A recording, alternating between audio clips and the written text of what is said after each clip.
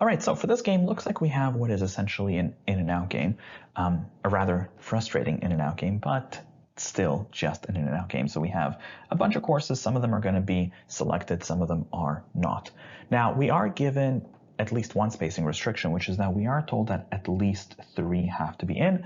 Now, we could have more than 3 in, but at least 3 have to be, which also means that for the outside, we can only have 4 out at most. So that's something that you definitely want to keep in mind. From there, the elements themselves, we have H, L, M, and then we got P, S, T, W. So we've got our 7 elements to work with. And from there, we have the rules. So the first rule tells us that if we have an H, then we cannot have S nor M. Now, you'll notice that all of the rules here are conditional, so you might be thinking that you should be able to connect them. So if you wanted to separate this one out, that's probably not a bad idea. So we can say if there's an H, then we cannot have an S, and likewise, we cannot have an M. Contraposed, we get that if we don't have an M, then we cannot have an H, and likewise, if we have an S, then we also cannot have an H. Whoops, that should be if we do. Now, we could pick up a placeholder on the outside. I guess we can say that one of H, there's 2 sets we could use. We could say one of H or S has to be out, or likewise one of H or M has to be out. Or if you wanted to, this is a bit more advanced, but you could also say something like one of H or S and M have to be out. So at the very least, we either have to kick out the H, or alternatively, we'll have to get rid of both S and M. Next, the second rule. If we have an M, then we cannot take P and we cannot take T. So this is going to get a bit messy, but I guess we can say that if you have an M, then you have to get rid of P, and you also have to get rid of T. So there's quite a bit going on. In fact, it's worth noting at this point that M is especially antisocial. There's a whole bunch of elements that we end up kicking out. And then from there, I suppose we can say that if you have a P or if you have a T, then you will have to get rid of M. Now, in terms of placeholders, we can actually now slightly adjust this, because the thing is we already have an M in this placeholder that we kind of shoved in there, but we can now create an independent placeholder. So for example, between M and P, we could say that at least one of them has to be out, and that would give us an independent space that we have to reserve, which is kind of nice because it's always good to be able to reserve spaces on the outside because it's a restriction, it's a limitation.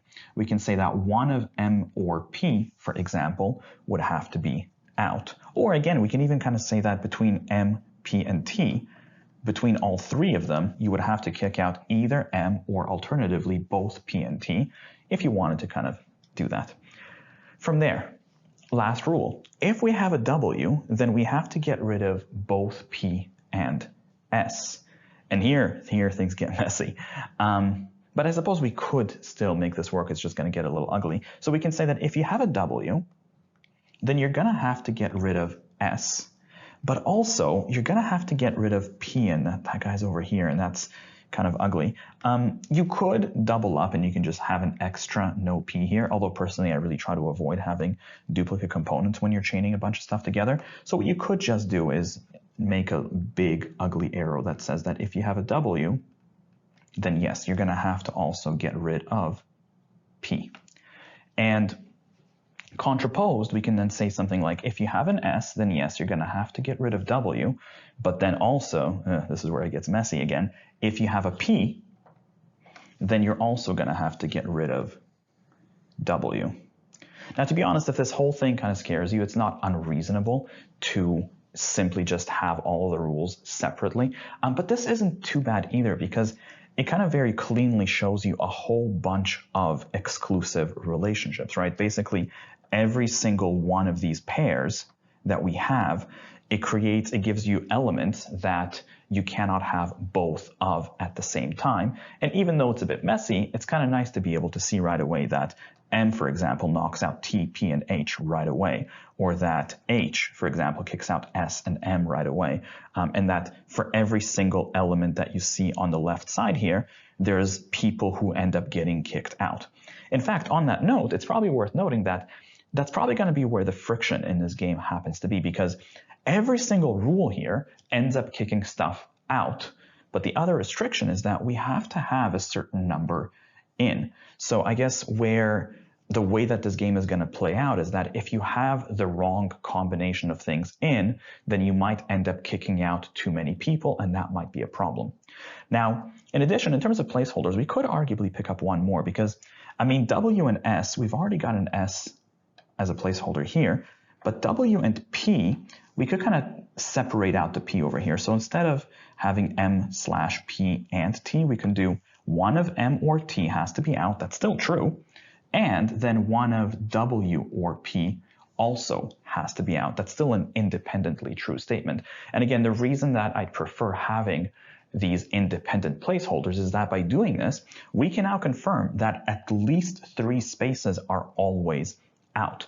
Now, once you get into the game, there's certain placeholders or certain exclusive relationships that might be more useful to you that are not up here, and that's fine because arguably you can recognize that every single one of these pairs creates an exclusive relationship. You have an exclusive relationship between M and H, one of them has to be out, M and P, one of them has to be out, M and T, one of them has to be out, S and W. So even though it's not listed over here, the point of these is that it just gives you a minimum number of spaces that you have to reserve outside. Once you get into the game, you might end up using different exclusive pairs given the situation. So from there, let's take a look at the questions. So the first question is, as usual, our standard exclusion question, and we do that by the rules. First rule, H kicks out S and M. Let's see if anything violates that. A already does. We have H with S, which doesn't work. B violates that, convenient, because H and M can't be together either. C looks okay, and the rest don't have H, so let's keep going. Second rule, M kicks out both P and T. So here, the only one with an M left over is E, and we have M with T, so that's not cool. We can get rid of answer choice E, and that leaves us with just C and D. The last rule, W kicks out P and S, which D looks to violate. We have W with P, which doesn't work, so that leaves us with answer choice C as the best answer to question number 18, and that is H, P, and T. And I guess as usual, let's plug that into the board.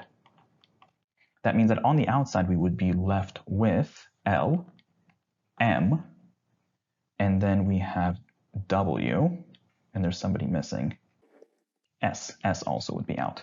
All right, from there, let's take a look at the local questions. So number 19 is a global. We'll come back to this in a moment. Let's take a look at question number 20. If we have neither physics nor writing, so if P and W were both out, so as usual, I guess the question becomes, what does that mean for us? What does that tell us? Well, we can bring down some of our existing placeholders because we know H and S, for example, one of them has to be out. So we can reserve a space on the outside for H or S. And conveniently, M or T, one of those guys also has to be out. So, and since we don't have either of them outside, we can say that one of M or T still has to be out. W, you'll notice, is already accounted for. So what do we just do? You'll notice that the outside, we have 4 people out. And that's the maximum that we can ever have out, which means now everybody else is going to have to go in. That's going to include L, and I suppose the other 2 would be the other of these pairs. So you would have to have one of H or S and one of M or T. And for the record, it's worth noting that not any combination would work here because, for example, H kicks out M, so H and M wouldn't work, but there's still variations we can have. So let's take a look. The question itself asks, it could be that the student takes neither what nor what. So A, could we have neither H nor L? And no, because L definitely has to be in, so that's not an option right now. B, could we have neither H nor M? Now, if we kick out H and M, that actually might be okay. H and M would get kicked out, which means S and T would be in, and S and T, they don't have any friction, do they? They're okay. So T only kicks out M and S doesn't have anything to do with T. So that actually might work. Let's hold on to B. Answer choice C. Can we have neither H nor S? Well, no, we're going to have to kick out one of them, but we can't get rid of both. We don't have the space for that. Answer choice D. Can we have neither L nor M? And no, because L has to be in. Answer choice E. Can we have neither S nor T? And maybe if we kicked out S and T, but that would leave in H and M. And we know that H and M don't really play nice, so that wouldn't work. So the best answer here to question number 20 is B. Next, question number 21. Looks like that's our next local. Let's see what we can do. If the student takes music, and we kind of mentioned that M is incredibly antisocial in this game, because M, you'll notice, automatically kicks out TPH. That's great. In fact, beyond these guys, I guess the placeholders are all taken care of, right? We have one of H, we have a T, and we have a P. But do we have any other pairs that, and yeah, we do, because check this out, W kicks out S. So W and S are also not on good terms. That means that they cannot both be in. So at least one of WS is going to have to be out. And that's great because now we are locked. There's no more room on the outside. So everybody else, including L, as well as the other of W or S, is going to have to be in. So to the question, which of the following must the student also take? I guess the only other one that has to be in is L. The best answer here is E for question number 21. Next question. So 22 is global, 23 is a modifier. So let's bounce back to the global questions. 19. What is the maximum number of courses that we could take? Well, I mean, we know for sure we have to have at least 3, and I guess that's the minimum that we have here. But we also know that at least 3, thanks to the placeholders, at least 3 have to be out. And that's kind of why that's useful, because by knowing that at least 3 have to be out, that tells you right away that on the inside, we could never have more than 4. So 4 is the theoretical maximum that we could ever have. So in this case, for example, A, B, and C automatically get disqualified. The real question, though, now is, could we actually get 4? We know we could do 3. We've seen several instances. In fact, we have to be able to do 3. But the question is, can we squeeze in a 4th? Now, if we look at our history, one thing that's worth noting is that L's always been flexible. L has no restrictions on him. And in this scenario, this is actually kind of useful because L could have easily gone in with HPT. It just happens to be the case that it didn't, but we could have had L on the inside, which means we could do as many as 4 in this instance where we had H, P, and T be the guys who are in. So the best answer to number 19 is answer choice D. Next, number 22.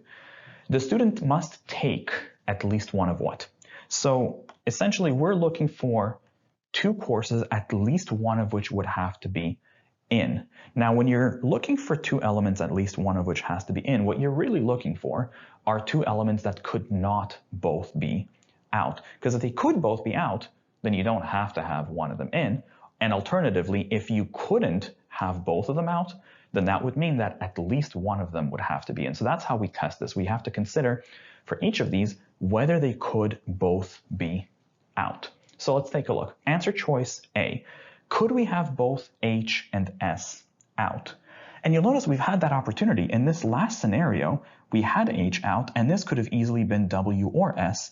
So we could have had both H and S out, so we don't have to have one of them in. We can get rid of answer choice A. Next, answer choice B, L or T. Now, historically, it doesn't seem like we've ever had both of them out. We've always seemingly had to have one of them in. Now, that doesn't prove that we have to have one of them in, right? We just haven't been able to prove otherwise. Now, it'd be a bit of a pain in the ass to test it out. So, let's just hold off on B and keep it open for now. Answer choice C, L and W. Now, L and W, again, we've seen both of them out. L and W have both been out at the same time, which means we don't have to have one of them in, which we can get rid of answer choice C. Next, M or P. Have we seen both of them out? And kind of, we've seen the potential. So here we've seen P outside, and M could have been out with them, which means we could have seemingly had M and P both out. That still could have worked. We can get rid of D. E, T and W, have we seen? Ooh, that's convenient. So T and W, we have also seen the potential to have both of them out, so we don't have to have one of them in. So that really just leaves us with answer choice B. To be fair, if you're uneasy at this point, because we haven't really proven answer choice B, we've just disqualified the other ones, it might be worth still testing it out. So let's do that. Could we have L and T both out. Well, let's see what happens. If L is out and T is out, I suppose we can bring down some placeholders. We know that H or S, we still have to have one of those guys on the outside, and W and P, that's still, in play. So one of W or P still has to be out, and that locks out the outside. So now everybody else has to be in, which includes M. Ooh, except M's a big one, because if we have an M, we have to get rid of H and we have to get rid of P. So H would be out and P would be out. So we know which of these, it's actually S who's going to be in, and it's going to be W who is going to be in. Ooh, except wait a minute, S and W don't play nice. If we have an S, we'll have to get rid of W. So this breaks, this can't happen. And so, since this proves that L and T cannot both be out, it stands to reason that one of L or T will have to be in. Next, lastly, so here we're trying to replace this rule that said that M kicks out both P and T. So if we were to extract it, it would essentially, actually let's just highlight it, it would be this rule right here, that M gets rid of P or T. So the question is, what would have the same effect on the game? Now remember, when you're replacing a rule, there are two parameters that we're looking for. We're looking for something that would have always had to be true based on the original set of rules, and something that would ensure the restriction would be maintained, something that would ensure that M would effectively get rid of both. So answer choice A. If we have M, then we must have S or W. Now, historically, to be fair, that does seem like it's been true in the sense that when we had, in fact, this entire question was based on having M, and when we had M, it's true that we had to have one of S or W. But the real question here is, what does that really do? Does that really ensure that T and P would be out? Because if saying that having an M requires that you have to have an S or a W, I mean, if it's an S that you have, that would have no impact on T or P. At least it doesn't seem like it would.